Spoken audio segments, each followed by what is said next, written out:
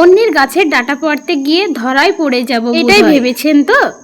আসসালামু আলাইকুম, হাসিনা লাইফস্টাইল ব্লগে আপনাদেরকে ওয়েলকাম। আবার চলে আসলাম নতুন একটা ভিডিও নিয়ে। আজকে ঘুম থেকে অনেক সকাল সকাল উঠে পড়েছি। আমি যদি মনে করি একদিন দেরি করে উঠবো তো সেটা কোনো দিনও হবে না, কারণ আমার কটা মুরগি হতে না হতেই মুরগিগুলো বেড়ানোর জন্য পুরো ছটপট করে, মানে পুরো মারামারি করে আর কি।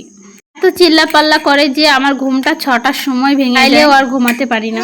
ঘুম থেকে উঠে মুরগিগুলোকে বাহির করে দিয়ে কটা খেতে দিই, মানে চাল দিয়ে বাহিরের মানে রাস্তায় বের করে দিয়ে এসে তারপরে বিছানা কাঁথা তুলি। আমার মেয়েও অনেক তাড়াতাড়ি ঘুম থেকে উঠে পড়েছে। আমার মেয়ে কিন্তু অনেক দেরি করে উঠে 8টা, 8:30 কিংবা 7টার সময় উঠে। দেখছি ও আমার পরপরই উঠে পড়েছে, উঠে আমাকে দেখছে, মা করে ডাকছে। তারপরে আমি চলে আসলাম নিচেকার কাঁথা কাপড়গুলো তুলে নিয়ে ছাদের ওপরে রোদে। তো আমার মেয়েও শয়, তো তার জন্য আমি ডেলি রোদে দিই। কি হয়, কাঁথা কাপড়গুলো অনেক গরম হয়ে থাকে, রাত্রে পেড়ে শুলে ভালো আরাম হয়। 1-1.5 মাস হচ্ছে আমার মেয়ের প্যাম্পাস ইউজ করা হয় না, তার জন্য হিসও করে দেয়। 3 টানাগুলো আজকে হিস আর করেনি, ও সকালবেলা উঠেই হিস করেছে 3 টানাগুলো। দিন থেকে এমনিতেও রোদ হয়নি। কাঁথা কাপড়গুলো একটু নরমই হয়ে আছে, মানে স্যাঁতস্যাঁতে টাইপের হলে যা হয়। এগুলো আমি রোদে দিয়ে যাচ্ছি, বৈকালবেলা এসে তুলে নিয়ে যাব। আজকেও সেরকম রোদ হয়নি, অল্প বিস্তর রোদ হয়েছে, দেখতেই পাচ্ছ কিরকম হাওয়া বইছে। যে আমি চাদরটা মেলছি, এই চাদরটার কত বছর বয়স হলো জানো? 4 বছর। চাদরটা আমি 4 বছর ধরে ইউজ করছি। এটা মিনু কোম্পানির চাদর, আমি বেলডাঙ্গা থেকে কিনে নিয়ে এসেছিলাম। অনেক ভালো চাদরটা।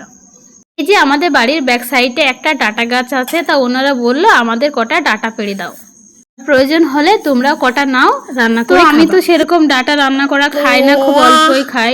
এর জন্য ডাল কিংবা সবজি করলে তখন 2-1টা ডাঁটা দিয়ে রান্না থেকে কিছু ডাঁটা আমি আমার বোনের জন্য নিয়েছিলাম, মানে আমি রান্না করব না, আমার বোনদের বাড়ি দিয়ে এসে দুপুরের আয়োজনটা করতে লাগলাম, মানে রান্না বান্নার আয়োজন। জানো আজকে আমি কি রান্না করব? আজকে চিকেন রান্না করব আলু দিয়ে। এই 2 সপ্তাহ কি 1 সপ্তাহ হলো চিকেন খাওয়াই হলাম, একটু চিকেন রান্না করি। যেমন কথা তেমন কাজ, রান্না করেই ফেললাম।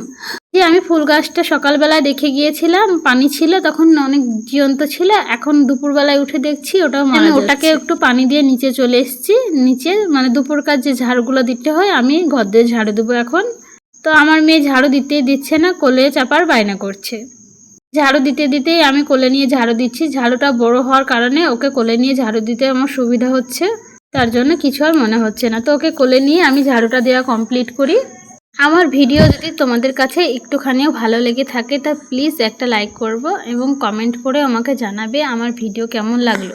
কোথাও যদি ভুল হয়ে থাকে তোমরা প্লিজ ছোট বোনের মতো আমাকে বুঝিয়ে বলবে যে এটা ভালো করলে ভালো হতো, কিংবা আর একটু ভালো করো, কোন জায়গায় খারাপ হচ্ছে বা ভিডিও কোয়ালিটি খারাপ হচ্ছে সেটাও আমাকে বুঝিয়ে বলবে। ওদিকে আমার রান্না বান্নাও কমপ্লিট হয়ে গেছে, দুয়োর ঝাড়ু দেওয়াও কমপ্লিট হয়ে এসেছে। মেয়েকে কোলে নিয়ে গোটা দুয়োরটাই আমি ঝাড় দিয়ে ফেললাম, তবুও ও নামবে না। ঝাড় দেবো, ওকে নিয়ে তার হবে না, তার জন্য ওকে আমি নামিয়ে দিলাম।